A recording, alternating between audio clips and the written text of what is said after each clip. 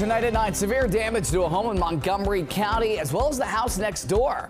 The swarm of first responders, our crews were there as they battled the flames.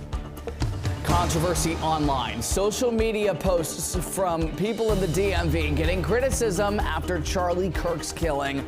An employee at one local university is off the job. Right down on the deck, ladies and gentlemen, just feet off the ground. He pulls up again. 6 to 7 positive G's. Spectacle in the skies. You're not alone if you spotted fighter jets and acrobatic tricks today when you looked up. The air show with thousands of attendees. Wow, that's pretty cool. You know what else? It's going to get a little cool tonight. We'll talk about temperatures out there and what to expect for Sunday morning coming up. And we are stretching your dollar from keeping credit scores healthy to making a profit on your kids' clothes you no longer need. We've got several ways to save right now. You're watching the station covering all of the DMV. This is DC News Now. Good evening, everybody. Happy Saturday. Thank you for joining us for DC News Now at 9 o'clock. I'm Ben Dennis. We begin tonight with breaking news just into our newsroom. Police are on the scene of a shooting in Woodbridge. 2 victims were found there on Telegraph Road near Caton Hill Road. It is unknown how badly those 2 people were hurt. Residents in the area can expect an increased police presence as the investigation continues. Well, all new tonight, 65 firefighters battled the Townhouse fire in Montgomery County earlier today. Crews say it broke out at 12:30 p.m. in Aspen Hill, shutting down Longmead Crossing Drive between Homecrest Road and Lady Mead Drive. The flames could be seen spreading from one townhouse to another. Officials say that 2 people were hurt from the fire. One of them, a firefighter, they were treated and released. The fire was apparently caused by a malfunctioning HVAC system, and the damage, that's estimated to cost $350,000. In the district, police are investigating a deadly stabbing that happened this morning in Northwest. This occurred just before 4 a.m. on 14th Street between U and V Streets near the busy U Street corridor. Officials say they found a man on scene suffering from a stab wound. He was not conscious or breathing. He was sent to the hospital. That's where he died. At this time, no word on any arrests or suspects in the stabbing. We're also following developing news. Charlie Kirk's widow speaking publicly for the very first time after her husband was shot and killed at a college campus in Utah this week. An understandably emotional Erica Kirk saying that she doesn't remember the last time that she slept.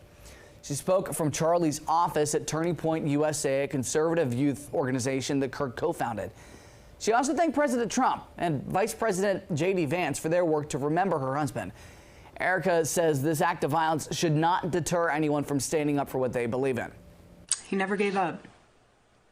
And I love knowing that one of his mottos was never surrender. So I want to tell you that we'll never surrender. We never will. Ever. Ever. Nobody is ever too young to get involved with saving this beautiful country. This country my husband loved and still loves. And nobody is ever too old either. There's no age limit. Now that a suspect is in custody, we're still working to learn more about his background. Federal officials say the gunman's family helped to end the manhunt. They say Tyler Robinson, the suspect, his father recognized him from the photos the FBI put out. They also encouraged him to turn himself in. According to Utah's governor, the family of the 22-year-old says that he had been critical of Kirk, alleging he was, quote, full of hate and spreading hate. We have more on his arrest ahead in just a half an hour from now. Time is 9:04. And tonight, an employee with George Washington University is off the job after they apparently made comments online after Charlie Kirk was murdered this week. While the employee's name was not shared by the school, a university spokesman said that GW unequivocally condemns all forms of violence. Our Dave Laval reports that the school has now beefed up patrols. Increased security remains in place at the Mount Vernon campus of George Washington University. We're told it's all due to online comments by an administrator regarding the murder of Charlie Kirk. I'm not totally sure that it's necessary. Like it or not, Olivia Michelson and other students at the campus have extra security in place. I'm not too worried about it. Atticus D'Alessandro is a sophomore at the campus. He also questions the need for the increased security. I trust the school, and if it was something really serious, I trust that they would take the proper precautions. A university spokesperson said the extra police presence is in response to threatening communications from non-university individuals regarding the social media post. It's just on everybody to, think about what they say before they say it, regardless of how you feel. There are some people out there who would be willing to, take action, but I think that the professor was justified in using their free speech because that's what we do here. GW said there's no immediate threat to the campus. Besides extra university police, campus buildings are restricted to only those who normally have access to them. Plus, you can only enter the campus through the main Whitehaven Street gate throughout the weekend. Regardless of where you stand politically, I think we're all in agreement that political violence is not a good thing. University police will maintain their increased presence throughout the weekend, while DC police will also increase patrols in the area. In the Palisades neighborhood in Northwest, Dave Laval, DC News Now. Well, thanks to Dave. We have continuing coverage on the death of Charlie Kirk and the suspect in this case on our website, dcnewsnow.com. Again, in a half hour from now, more on the suspect as police investigate his background. All right, switching gears, 9:06. Scott Sumner standing by with a look at the forecast. Scott, you reacted to the amazing air show that happened today at Joint Base Andrews. I know you're a plane guy, so that one was for you. Absolutely. Great stuff. It doesn't matter whether it's a jumbo 747 or one of the prop planes or a fighter jet. It's all cool to me.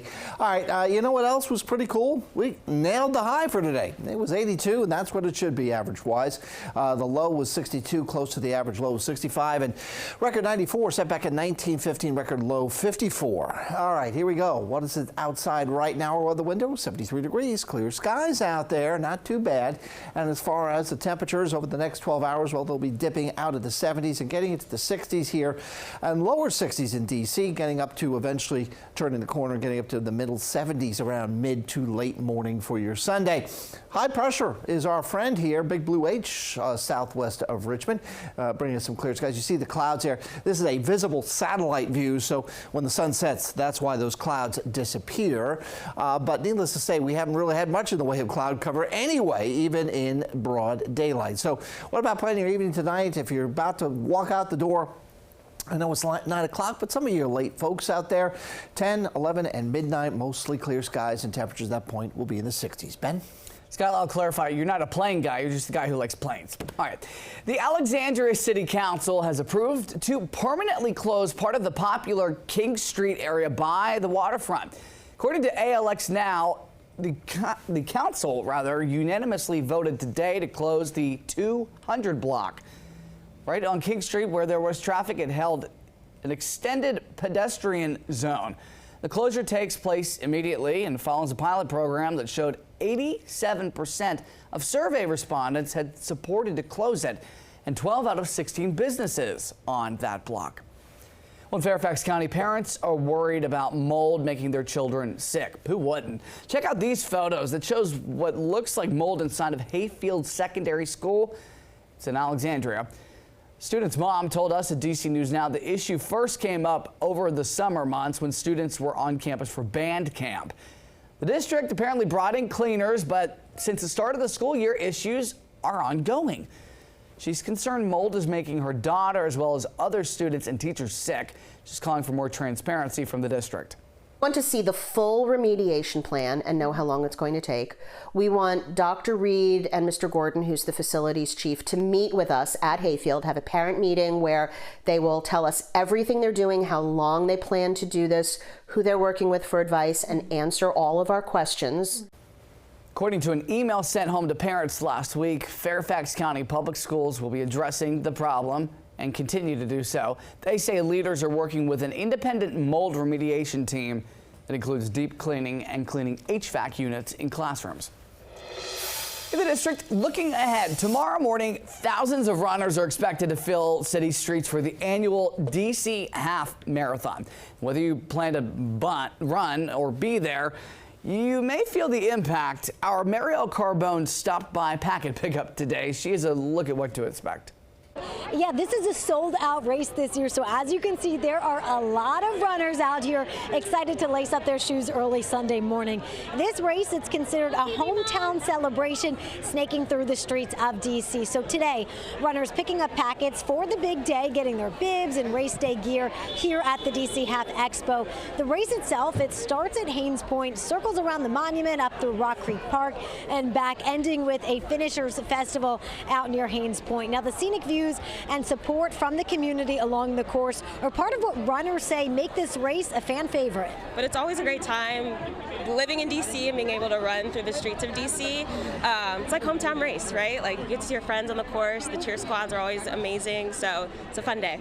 Now, race time is at 7 a.m. There is also a 5K that starts a bit later at 7:40. As for the road closures, multiple streets will be closed beginning at 6 a.m. on Sunday.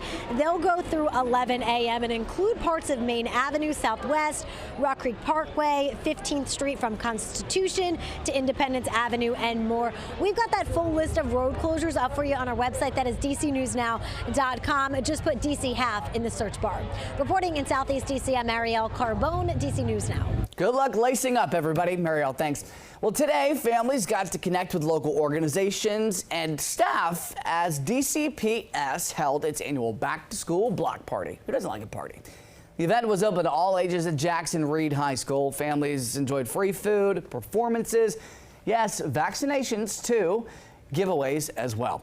Attendees say that they were most excited to learn about the resources offered to help their own students. I got some really good information about the nutrition, especially for the school system, and also information in regards to development for early childhood, especially that I have 2 younger children as well, and I think that's been very, very informational for me.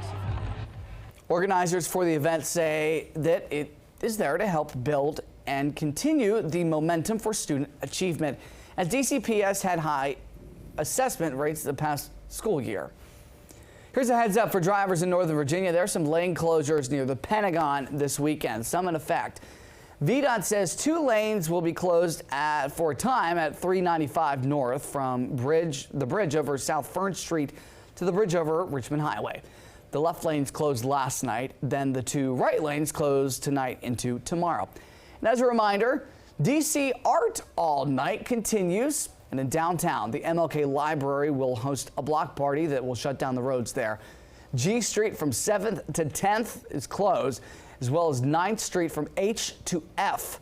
Those roads will stay closed until 3 a.m. So to come on DC News Now, mighty big changes for people who use buy now, pay later plans. We'll tell you how it could impact your credit score coming up. It's not a bird, it's not a UFO, but yeah, it's a plane. And at Andrews Air Force Base, the annual spectacle in the skies. We'll take a look coming up. 9:13, a live look over our nation's capital. Looking mighty fine. Happy Saturday, everybody. Made it through the work week. We'll be right back.